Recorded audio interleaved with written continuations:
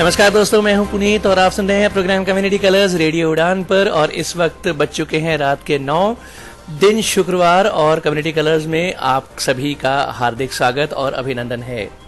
Community colours एक ऐसा programme जिसमें होती हैं डिसेबिलिटी न्यूज़ और साथ ही साथ होते हैं बहुत सारी इंफॉर्मेशंस, जानकारियां, सूचनाएं और बहुत से नए नए सेगमेंट्स भी।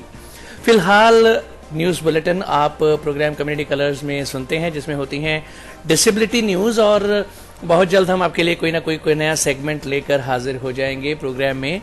हमारा प्रोग्राम कम्युनिटी कलर्स आप बहुत पसंद करते हैं, प्रोग्राम को बहुत प्यार देते हैं, हम आपके इसके लिए तहे दिल से शुक्रगुजार हैं।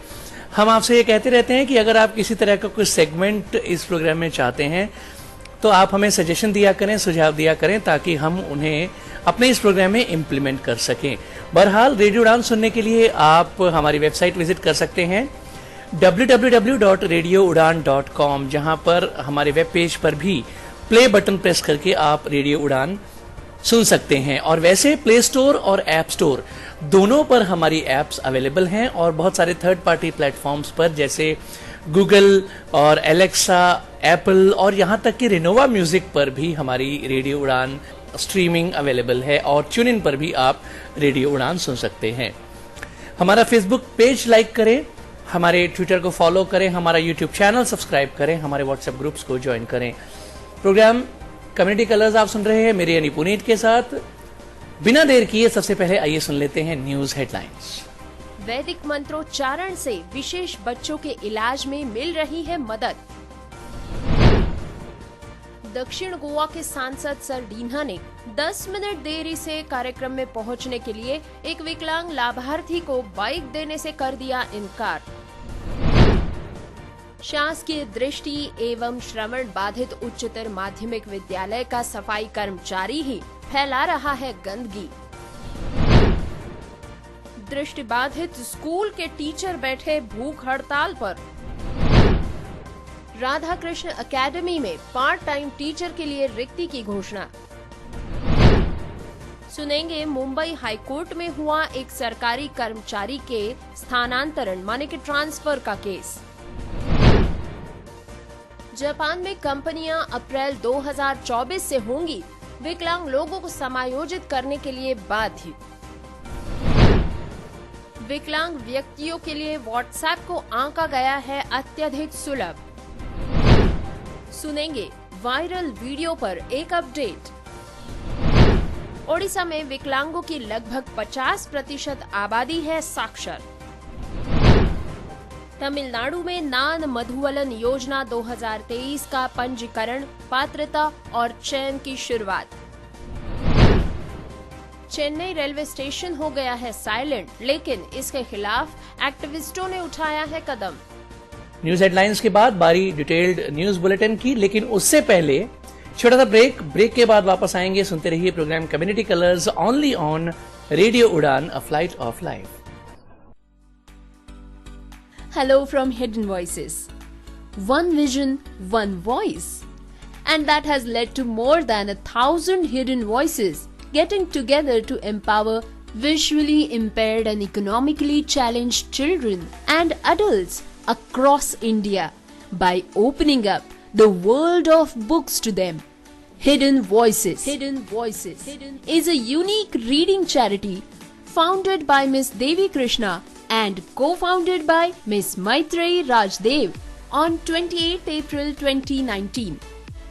An experienced psychotherapist and a counselor with proficiency in the diverse domains of education and human resource management, Ms. Devi has roped in volunteers from across India to read out and create audiobooks in various languages.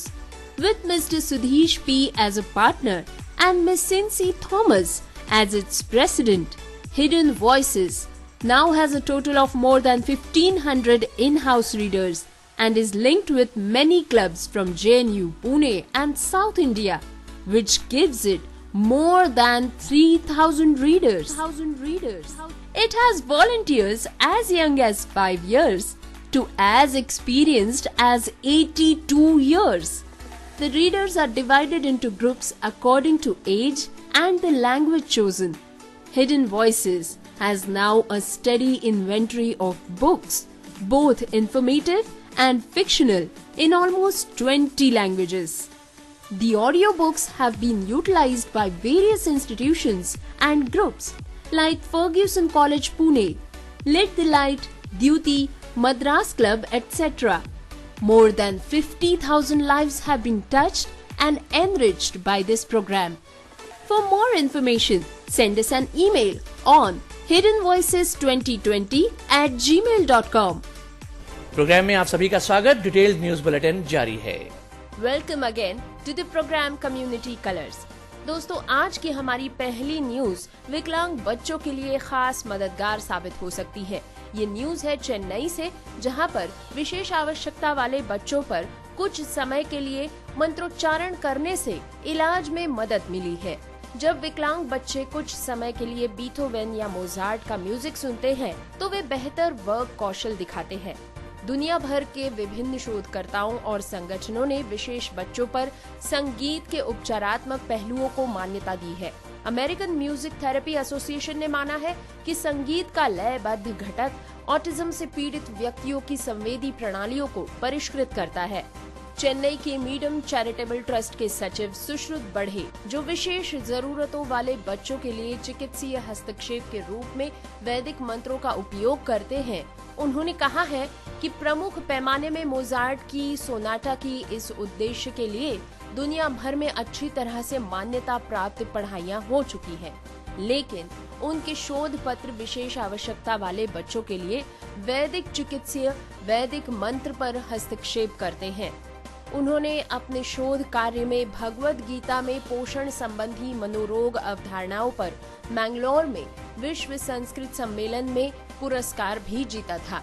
Beethoven और Mozart को सुनने के लाभों को प्रदर्शित करने के लिए कई अध्ययन मौजूद है, जिसका यूरोपियन देशों में महान सांस्कृतिक महत्व भी है, लेकिन विशेष आवश्यकता वाले बच्चों के लिए चिकित्सीय हस्तक्षेप के रूप में वैदिक मंत्रों के उपचार पर शोध विरल ही मिलेगा। सुश्रुत बढ़े कहते हैं कि हम 2012 से ही विशेष जरूरतों वाले बच्चों में वैदिक मंत्रों की चिकित्सीय क्षमता की जांच के लिए विशेष स्कूलों और शोध संस्थानों के साथ सहयोग कर रहे हैं। हमने पाया है कि वैदिक मंत्रों के श्रवण से उत्तेजना में ऑटिज्म स्पेक्ट्रम डिसऑर्डर से पीड़ित बच्चों में संज्ञानात्मक क्षमताओं को उजागर करने की शक्ति है। श्रोताओं, आपको बता दें कि इनका पेपर प्रतिष्ठित मेडिकल जर्नल मॉलिक्यूलर साइटोजेनेटिक्स में प्रसिद्ध भी हुआ है। दोस्तों, बढ़ते हैं अगली खबर की ओर।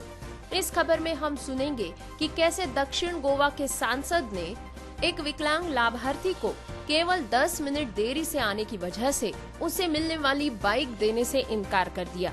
असंवेदनशीलता का एक चौंकाने वाला प्रदर्शन करते हुए दक्षिण गोवा के सांसद फ्रांसिस्को सर्डीना ने एक शारीरिक अक्षमता वाले लाभार्थी को एक कार्यक्रम में से 10 मिनट देर हो जाने की वजह से घर वापस लौटा दिया, जहां उसे सांसद निधि के तहत खरीदी गई 3 पहिया बाइक के साथ पेश किया जाना था। दोस्तों, आपको बता दें कि इस दिव्यांग व्यक्ति ने 3 पहिया बाइक लेने के लिए असोलना से मडगांव तक का सफर तय किया था, लेकिन उसे बिना बाइक के ही घर वापस जाना पड़ा।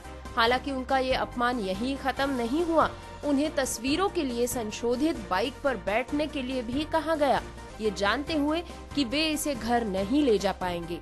सर्डीना ने उन लाभार्थियों को 3 पहिया बाइक वितरित करने के लिए एक छोटा कार्यक्रम आयोजित किया था जो विकलांग थे। इस घटना में शामिल व्यक्ति अपनी पत्नी और बेटी के साथ कार्यक्रम में उपस्थित हुआ था। व्यक्ति ने समझाया कि कुछ अपरिहार्य कारणों की वजह से उन्हें देर हो गई थी और 3 अन्य लाभार्थियों के बाद उन्हें बाइक मिलने वाली थी, जिसके लिए वे आकर प्रतीक्षा कर रहे थे। हालांकि जब उनकी बारी आई तो सांसद ने बाइक पेश करने से इनकार कर दिया और उस व्यक्ति को अगले रविवार को कोर्टोरेम में इसी तरह के कार्यक्रम में आने के लिए कहा गया और इतना ही नहीं, उसे समय पर आने का निर्देश भी दिया गया। यहाँ तक कि कार्यक्रम में शामिल होने वाले अन्य लोगों को घटनाओं के मोड़ पर हताश देखा गया और निराश लाभार्थी का परिवार एक कोने में दुबक कर खड़ा था, मायूस था। लेकिन इसी समय सांसद राज्य और केंद्र सरकार द्वारा लागू की गई विकलांग व्यक्तियों की पीड़ा को कम करने की विभिन्न योजनाओं के बारे में बात करते हुए बेखबर से लग रहे थे। दोस्तों, प्रोग्राम में अगली खबर है भोपाल से, ये खबर है शासकीय दृष्टि एवं श्रवण बाधित उच्चतर माध्यमिक विद्यालय से।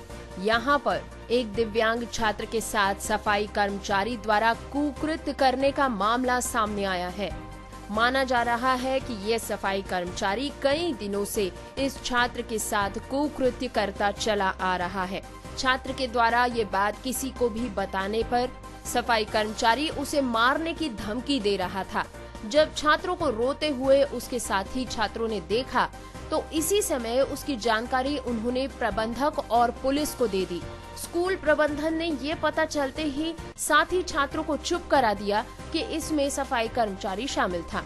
प्रबंधन ने कहा कि इसमें संस्था की बदनामी हो सकती है। दोस्तों, ये घटनाक्रम पुराने शहर स्थित एक शासकीय दृष्टि एवं श्रवण बाधित उच्चतर माध्यमिक विद्यालय का है।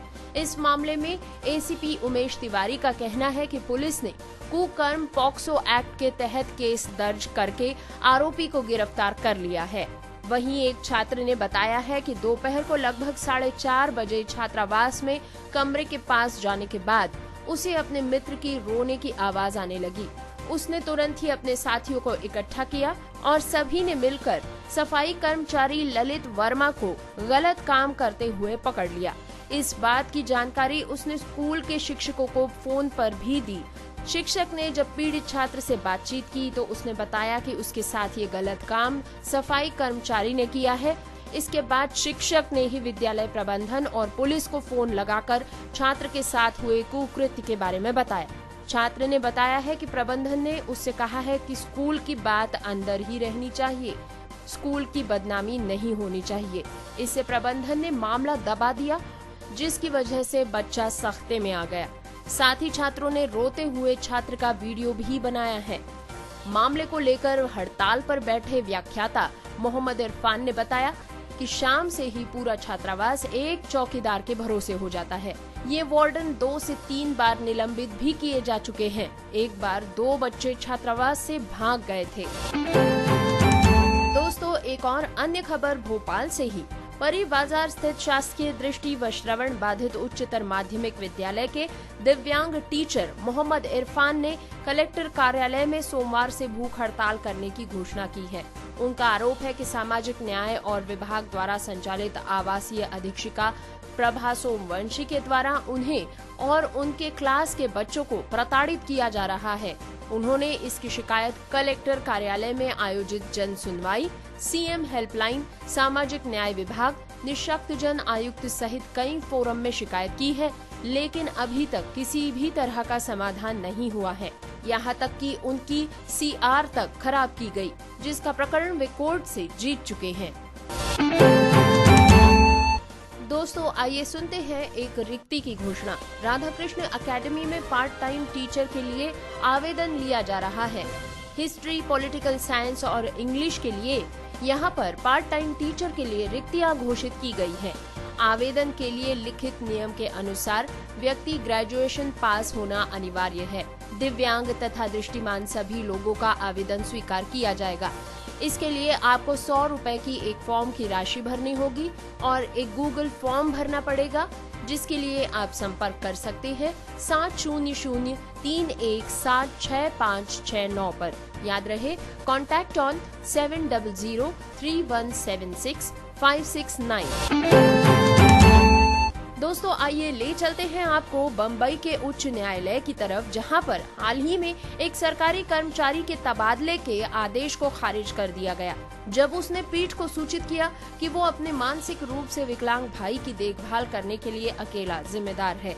हालांकि ट्रांसफर पोस्टिंग केवल 30 किलोमीटर दूर थी, लेकिन याचिकाकर्ता ने तर्क दिया कि 2014 के सरकारी प्रस्ताव के अनुसार उसे स्थानांतरण से छूट दी गई है। कर्मचारी ने यह भी बताया कि स्थानांतरण के स्थान के आसपास कोई भी स्कूल नहीं होने के कारण उसके भाई को 30 किलोमीटर की यात्रा करनी पड़ेगी और इसीलिए स्थानांतरण आदेश को रद्द कर दिया जाना चाहिए। हाई कोर्ट ने इन्हीं दलीलों को स्वीकार कर लिया। कार्यवाहक मुख्य न्यायाधीश संजय वी गंगापुरवाला और न्यायमूर्ति संदीप वी मारने की खंडपीठ ने 28 फरवरी को ऐसे ही एक अन्य केस में एक महिला की याचिका पर सुनवाई की थी, जिसने उसके स्थानांतरण के आदेश को चुनौती दी थी। महिला ने अधिवक्ता SR नारगोलकर और अर्जुन कदम के माध्यम से प्रस्तुत किया था कि वो एक मानसिक रूप से अक्षम बच्चे की बहन है और उसकी देखभाल करती है। उसने ये बात नियोक्ता द्वारा बनाए गए सेवा पुस्तिका में भी दर्ज कराई थी। इसीलिए याचिकाकर्ता ने प्रस्तुत किया कि वो 15 मई 2014 के सरकारी संकल्प के अनुसार स्थानांतरण से छूट की हकदार है। उत्तरदाताओं राज्य सरकार, महिला और बाल कल्याण विकास और सातारा जिला परिषद ने सहायक सरकारी वकील निशा मेहरा और अधिवक्ता अशोक मिसाल के माध्यम से प्रस्तुत किया कि इस याचिकाकर्ता की एक मां और बहन भी है जो मानसिक रूप से विकलांग भाई की देखभाल कर सकती है। उत्तरदाताओं ने ये भी तर्क दिया कि कर्मचारी ने परामर्श के दौरान उक्त पोस्टिंग को स्वयं चुना था। उन्होंने आगे ये भी कहा कि याचिकाकर्ता उच्च न्यायालय जाने के बजाय संबंधित विभाग के तहत सक्षम प्राधिकारी के समक्ष अपनी शिकायतें उठा सकती थी। डिटेल न्यूज बुलेटिन जारी है, लेकिन इससे पहले वक्त एक बार फिर एक छोटे से ब्रेक का है। ब्रेक के बाद फिर मिलेंगे। सुनते रहिए programme community colours on radio Udaan, a flight of life. Hidden voices की तरफ से आप सभी का स्वागत। हिडन वॉइसेस, एक दृष्टि एक आवाज, और इसने पूरे भारत में दृष्टिबाधित और आर्थिक रूप से विकलांग बच्चों और वयस्कों को किताबों की दुनिया खोलकर सशक्त बनाने के लिए 1000 से भी अधिक छिपी हुई आवाजों को मिलाया है। 28 अप्रैल 2019 को देवी कृष्णा द्वारा स्थापित और सुश्री मैत्री राजदेव द्वारा सह संस्थापित हिडन वॉइसेस एक अद्वितीय रीडिंग चैरिटी है। देवी एक अनुभवी मनोचिकित्सक और काउंसलर है और ह्यूमन रिसोर्स मैनेजमेंट की एक दक्ष प्रबंधक है। देवी ने पूरे भारत के विभिन्न भाषाओं के स्वयंसेवकों को दृष्टिबाधितों के लिए ऑडियो किताब पढ़ने और बनाने के लिए तैयार किया है।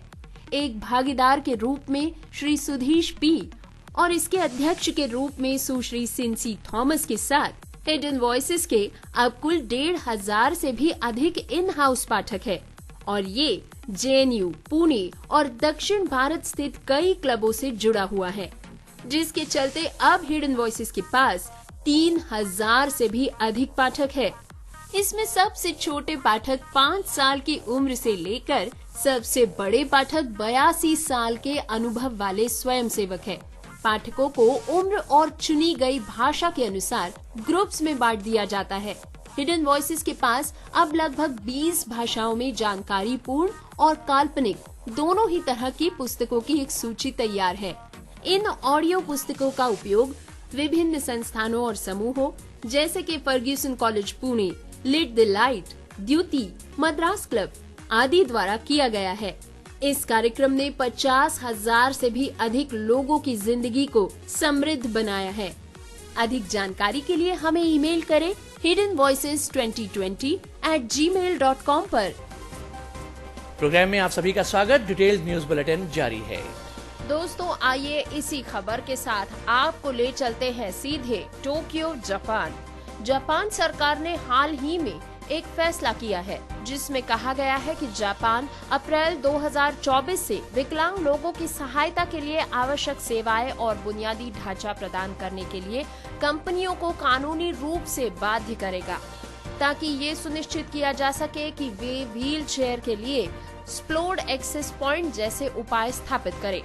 कैबिनेट द्वारा लिया गया ये निर्णय केंद्रीय और स्थानीय सरकारों के शीर्ष पर आता है, जो पहले से ही कानून के बाद विकलांग लोगों को उचित रूप से समायोजित करने के लिए बाध्य है। उनके खिलाफ भेदभाव को रोकने के लिए डिजाइन किया गया है 2013 का जापान का अधिनियम। पिछले साल कानून में संशोधन ने निजी कंपनियों के लिए इसका दायरा बढ़ा दिया था, जिन्हें वर्तमान में विकलांग लोगों को प्रदान करने और समायोजित करने की सलाह दी गई है। कैबिनेट ने विशिष्ट उपायों पर अपनी मूल नीति को संशोधित किया, जो कि सारी कंपनियां अधिनियमित करने के लिए बाध्य होंगी, जिसका अर्थ है कि उन्हें केवल अपने सामान्य संचालन के दायरे में उपाय करने की आवश्यकता होगी, ताकि निजी फर्मों में अत्यधिक बोझ न डालते हुए विकलांग लोगों को समायोजित किया जा सके। विकलांग लोगों को यथोचित रूप से समायोजित करने में विफल रहने वाली कंपनियों को दंड का सामना भी करना पड़ेगा यदि बुरे आचरण की कोई भी रिपोर्ट मिलती है या सुधार के निर्देशों की अनदेखी की गई है तो इस पर कार्रवाई भी जरूर की जाएगी।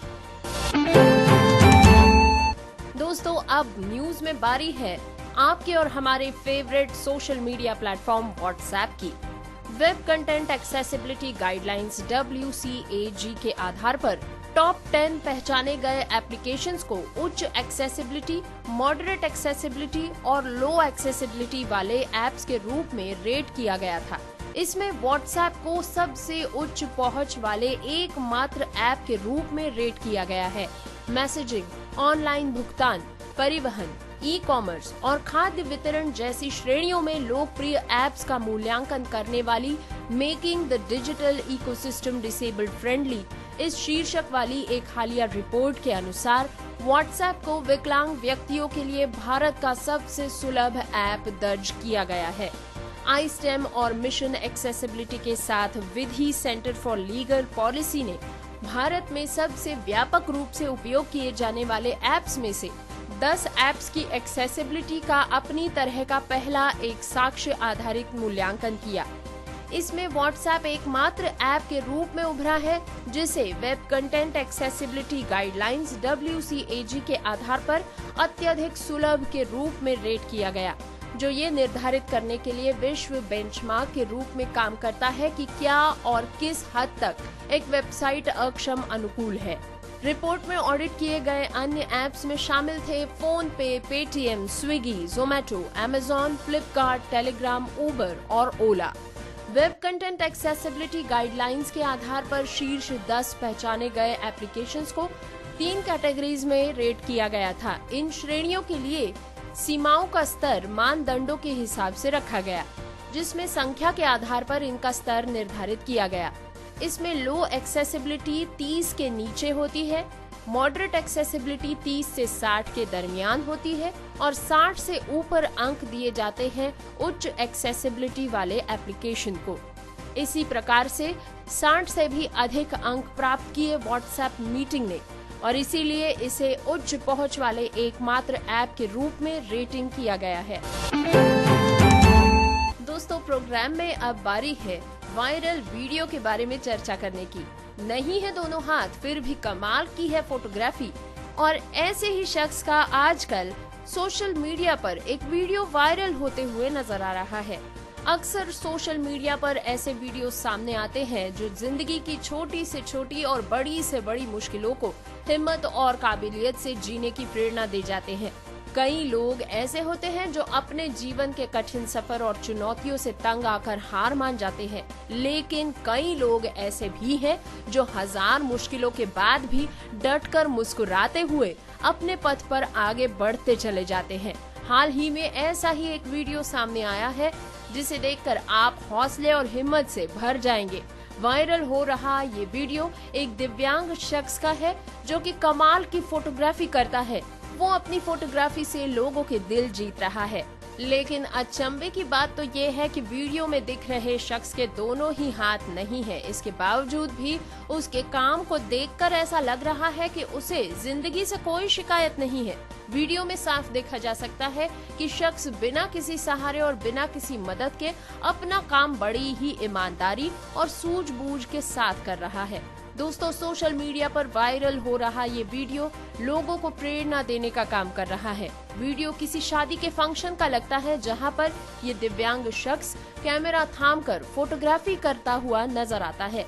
सोशल मीडिया प्लेटफॉर्म ट्विटर पर इस वीडियो को @भाटिया हरपाल नाम के हैंडल से शेयर किया गया है, जिसे खूब देखा और शेयर किया जा रहा है। वीडियो को शेयर करते हुए कैप्शंस में लिखा गया है कि ये जनाब हरियाणा करनाल के महेंद्र उर्फ काका जी है। भाई साहब में परिस्थितियों से लड़ने की गजब की क्षमता है। बहुत ही ऊर्जावान और मल्टी टैलेंटेड ये आदमी है। ये प्रोफेशनल फोटोग्राफर के साथ साथ फोटोग्राफी इक्विपमेंट में भी सप्लायर है। इनको देखकर पॉजिटिव वाइब्स का अनुभव होता है। दोस्तों, अब आपको ले चलते हैं भुवनेश्वर, उड़ीसा में, जहां पर SSEPD के एक मंत्री ने कहा है कि यहां पर विकलांग लोगों की 50% की आबादी साक्षर है। इसी तरह शहरी क्षेत्रों में विकलांगों के बीच साक्षरता दर पुरुषों के लिए 74.5% की तुलना में महिलाओं के लिए सिर्फ 53.4% है। दोस्तों, राज्य में 7 वर्ष और उससे अधिक आयु वर्ग के विकलांग व्यक्तियों की साक्षरता का दर लगभग 50% से भी कम है। सामाजिक सुरक्षा और विकलांग व्यक्तियों के अधिकारिता राज्य द्वारा प्रस्तुत आंकड़ों के अनुसार विधानसभा में मंत्री अशोक चंद्र पांडा ने हाल ही में राष्ट्रीय नमूना सर्वेक्षण रिपोर्ट 583 का हवाला देते हुए ओडिशा में पुरुषों के बीच साक्षरता का दर लगभग 62% और अलग अलग श्रेणी में महिलाओं के बीच 37% बताया है। शहरी क्षेत्रों में 7 वर्ष से अधिक आयु के विकलांगों के बीच साक्षरता का दर लगभग 64% बताया गया है, जबकि ग्रामीण क्षेत्रों में ये 48% के आसपास है। ग्रामीण और शहरी दोनों में महिलाओं के बीच साक्षरता की दर बेहद कम है। अगर ग्रामीण क्षेत्रों में देखा जाए तो यहाँ पर लगभग 60% विकलांग पुरुष है और ग्रामीण क्षेत्रों में महिलाओं के लिए ये आंकड़ा सिर्फ 33% है। इसी प्रकार शहरी क्षेत्रों में निःशक्त जनों की साक्षरता का दर पुरुषों की 74% की तुलना में महिलाओं की महज 53% है। इन आंकड़ों से एक बात तो जाहिर है कि पूर्ण शिक्षा का उच्चतम स्तर होना ओडिशा के लिए आवश्यक है। दोस्तों, बढ़ते हैं तमिलनाडु की नाम मधुवलन योजना की ओर। युवाओं के कौशल विकास के लिए केंद्र और राज्य सरकार दोनों सरकारें विभिन्न प्रकार की कौशल विकास योजनाओं को लागू करती हैं। इन योजनाओं के माध्यम से विभिन्न प्रकार के कौशल विकास कार्यक्रमों को कार्यान्वित किया जाता है। इन कार्यक्रमों में भाग लेकर युवा अपने कौशल का विकास कर सकते हैं। हाल ही में तमिलनाडु सरकार ने तमिलनाडु नान मधुवलन योजना की शुरुआत की है। इस योजना के जरिए सरकार सालाना 10 लाख युवाओं को कौशल का विकास करने का मौका प्रदान करती है। तमिलनाडु के मुख्यमंत्री एम.के. स्टालिन ने 1 मार्च 2022 को तमिलनाडु नान मधुवलन योजना नामक एक महत्वाकांक्षी कौशल विकास योजना की शुरुआत की थी।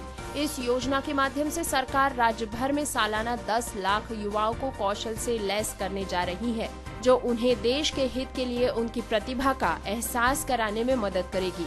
इस योजना के माध्यम से सरकार द्वारा संचालित और राज्य के शिक्षण संस्थानों में प्रतिभाशाली छात्रों को शैक्षणिक मार्गदर्शन प्रदान किया जाएगा। ये योजना प्रतिभा की पहचान करेगी और छात्रों को प्रशिक्षित करेगी, जो अंततः उन्हें बेहतर करियर बनाने में मदद करेगी। इस योजना के माध्यम से छात्रों को बोली जाने वाली अंग्रेजी का पाठ प्रदान किया जाएगा ताकि वे साक्षात्कार पैनल का सफलतापूर्वक सामना कर सके।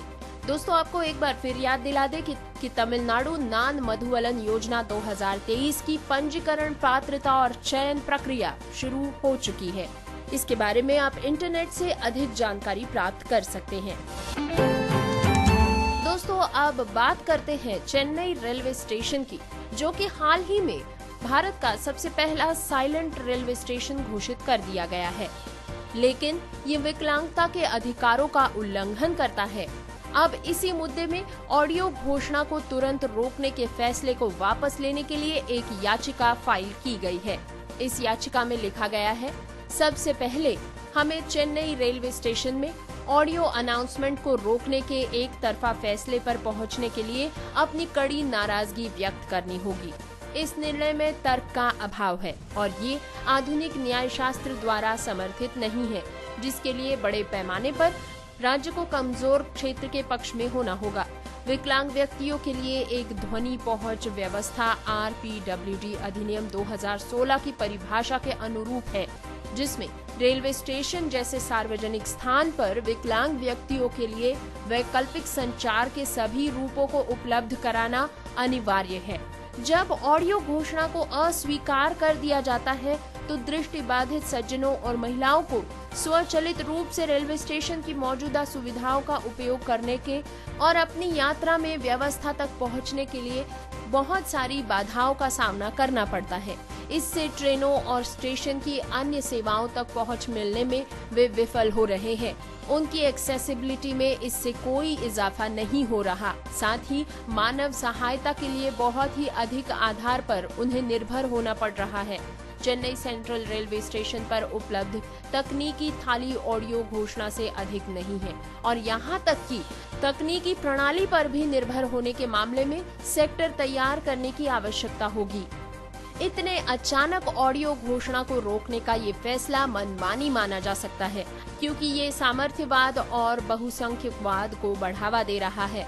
जब कोई सेवा अपने मूल रूप में प्रदान करने में असमर्थ होती है, वंचित विकलांग व्यक्तियों के मानवाधिकारों की रक्षा के लिए उचित सेवाएं मूल रूप में प्रदान करना जरूरी है। उचित आवास का गैर प्रावधान भेदभाव के समान ही है।